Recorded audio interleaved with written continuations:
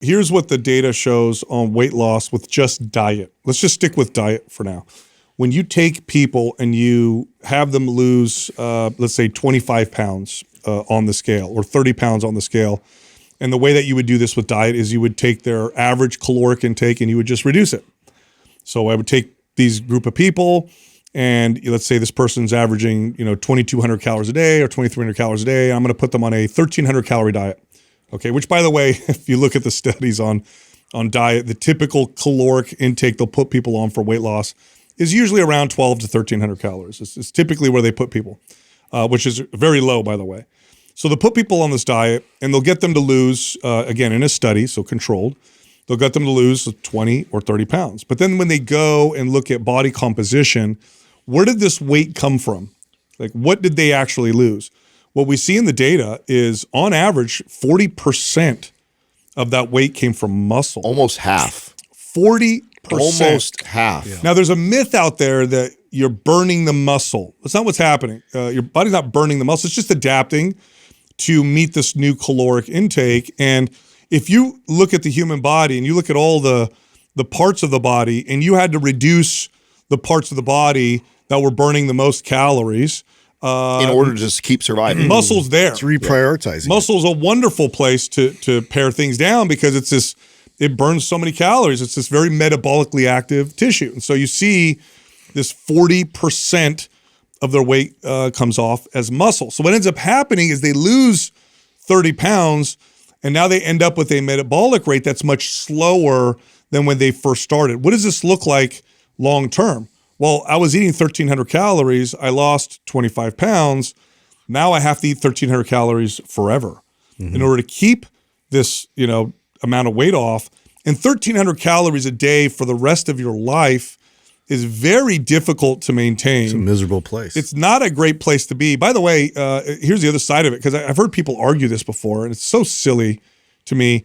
If you just look at, and I'm talking healthy food, if you just ate really healthy calories, 1,300 calories of really healthy food, it's actually quite difficult, if not impossible, to get the micronutrients that you need from that fewer calories. Yep. So you actually start to see our nutrient deficiencies, actually the risk goes up from that low of calories. It's not a sustainable approach whatsoever.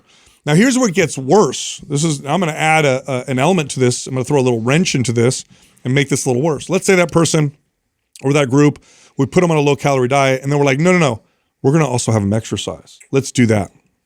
The form of exercise that tends to be picked for weight loss tends to be the forms of exercise that burns the most calories. Now, that sounds logical, right? I'm trying to get the calories out. I'm trying to eat less calories. What kind of exercise should I do? Let me pick the one that burns the most calories. And it sounds logical. The problem with that is that the forms of exercise that burn the most amount of calories while you're doing it typically are cardiovascular type exercise. Running burns a tremendous amount of calories. If you were to run for an hour, there's pretty much no other form of exercise that would come close to the amount of calories that you burn while running. I mean, you could choose other things, but it would look like running in terms of the expenditure, and it would be the same thing. Rowing, Stairmaster, all those things. or just doing crazy circuits or whatever, right? You're burning lots of calories, and it makes a lot of sense. But the problem is not understanding the another adaptation signal that you're sending to your body, which is I need endurance. I need endurance because I'm running. I'm taking in low calories, and I also simultaneously need endurance. Well, here's what your body does, and this is crazy. You're sending another signal to your body that says, become even more thrifty with energy because you need to be able to continue doing this activity. Your body doesn't know you're working out. It thinks you're trying to survive. And so it learns how to slow down its metabolism even more. And because endurance training requires very little strength, your body pares more muscle down. In fact, more mass is less efficient. If you did running plus a low-calorie diet, you'll probably see more muscle loss than if you just did diet alone, or at least the same amount, which is pretty remarkable. And so then there can be an argument can be made that you'll get an even worse metabolic adaptation in the context of slowing it down by doing that. And this is exactly what people do. And like you, Adam, when I was an early trainer, I thought this was the formula for fat loss. And it wasn't until I ran gyms for long enough and I would see members coming in who every day they'd be on the treadmill. Every day they were coming in, and every day their body weight, their body fat didn't change. And I thought, man, they must be eating tons and tons of calories. Their diet must be absolutely terrible.